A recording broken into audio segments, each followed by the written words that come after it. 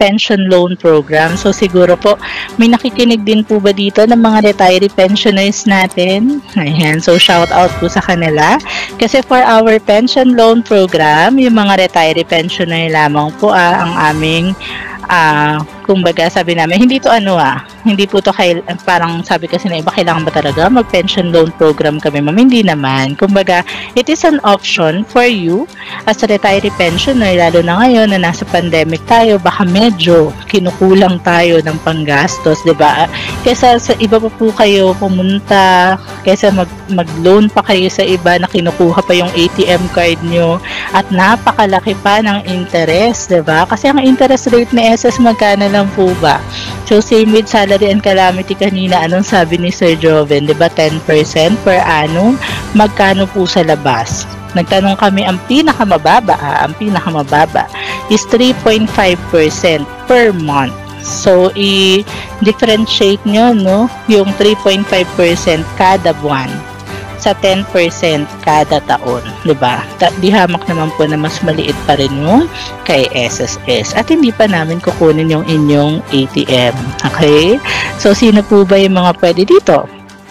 So, kailangan po isang retiree pensioner na mayroong My.SSS account sa SS website, 85 na taong gulang pababa sa huling buwan ng termino ng loan, walang kaltas sa monthly pension, or baka po kasi inabutan tayo yung saklap, no? Di ba kapag po may calamity assistance program tayo, minsan nagbibigay din tayo sa ating mga pensionado ng advance 3 months pension. So, kung meron po kayo nun, tapusin nyo muna yun, yung 3 months na yun, tapos saka na lang po kayo mag-file ng pension loan. Ganun po, hindi kasi pwede magsabay po yun.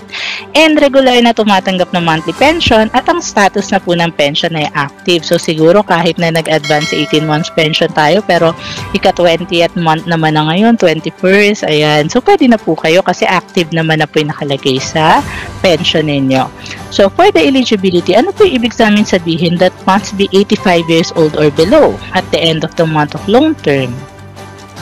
So, kunyari po, ang member natin, yung pensioner natin rather, is 84 years and 4 months na. So, ang payment term na lang na maaari para sa kanya is 6 months.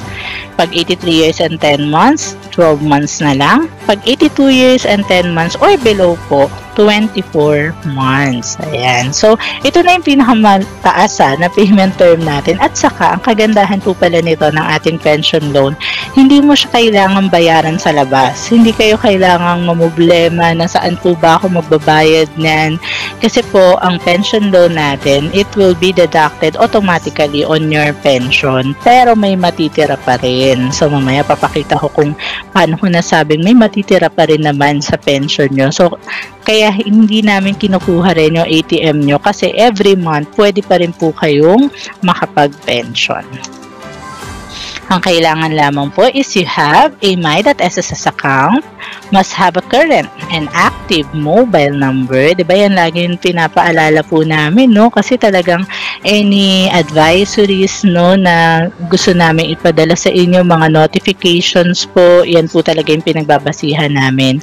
And must have at least one of the following, such as kung may valid SSS, you mid-enrolled as ATM na po kayo, valid UBP Quick Card for those po na siguro nung time na sila ay sila ay nagtatrabaho pa, nakapag-loan na, for sure baka may UBP Quick Card na kayo. Pero kung kayo po kasi ay mag-a-apply via, pwede pa rin po kasi ito over the counter Kapag over the counter po kayo, ito talaga ibibigay sa inyo, yung UBP Quick Card po natin. Doon kayo, dito po ipapasok yan. Okay?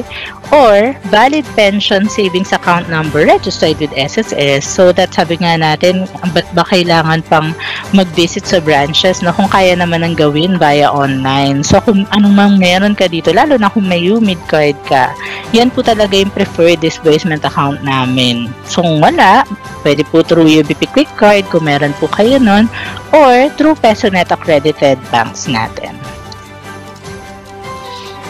Ayan. So, ito po nabanggit ko na kanina. Ulit-ulitin ko lang for those po na hindi pa nakapasok kanina, may mga uma-attend pa po, may mga humahabol pa na mga ka-eskwela.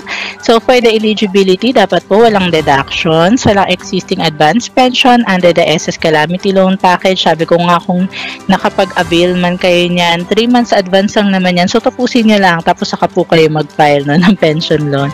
And must be receiving his or her regular monthly pension for at least 1 month and status of pension is active na po.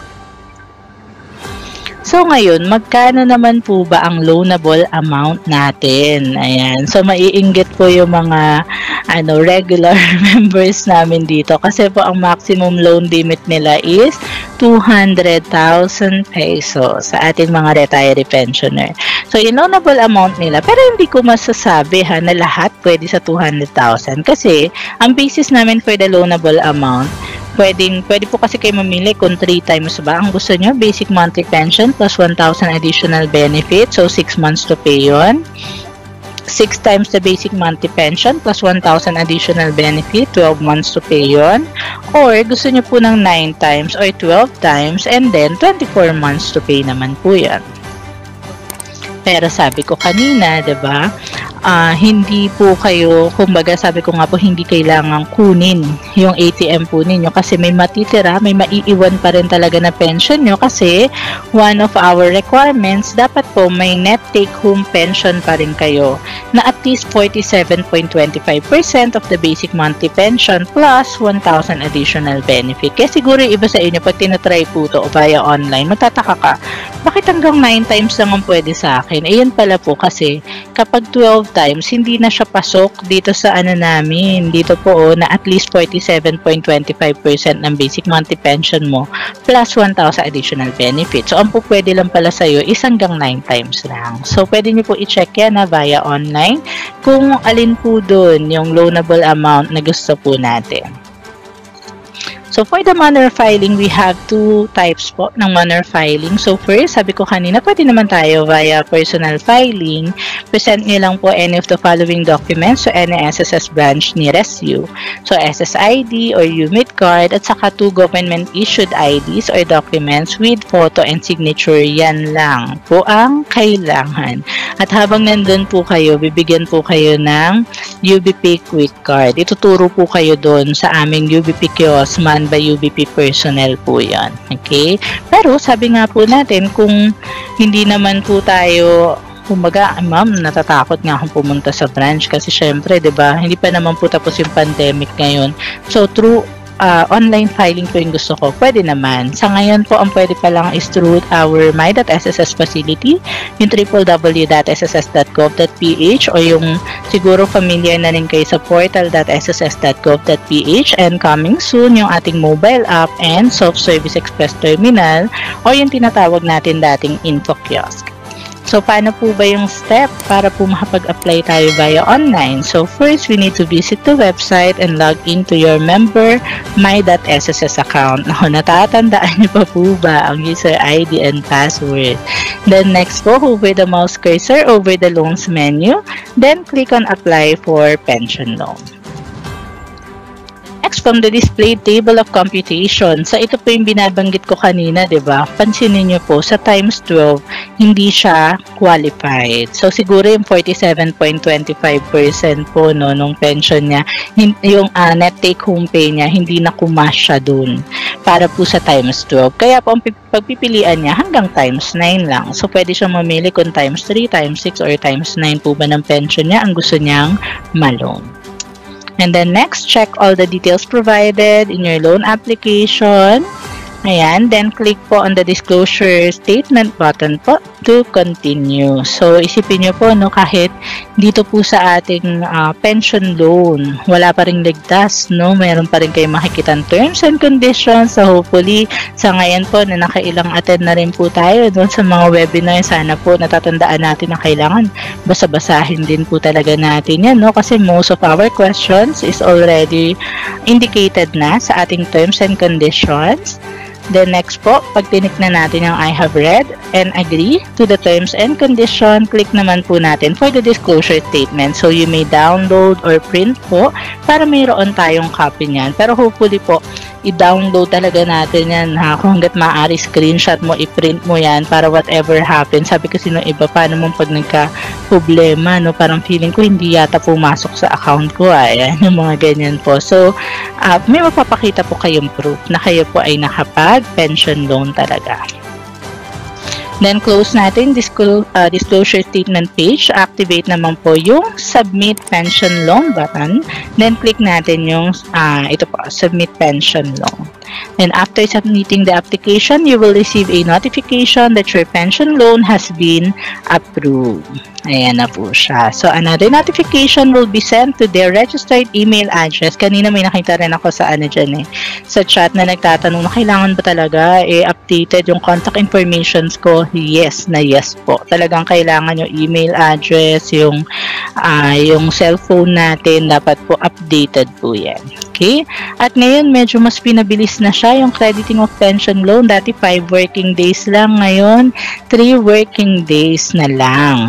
Ayan. So, yan po. From the date of application to the savings account of the retiree pensioner. So, make sure lang din po. At kapag medyo nagtagal, you may coordinate din po with your bank. Baka mamaya yung process naman nila, yung processing nila medyo mas tumagal po doon. Pero, ang pinaka sinabi ni PesoNet, dapat daw po 3 working days yan.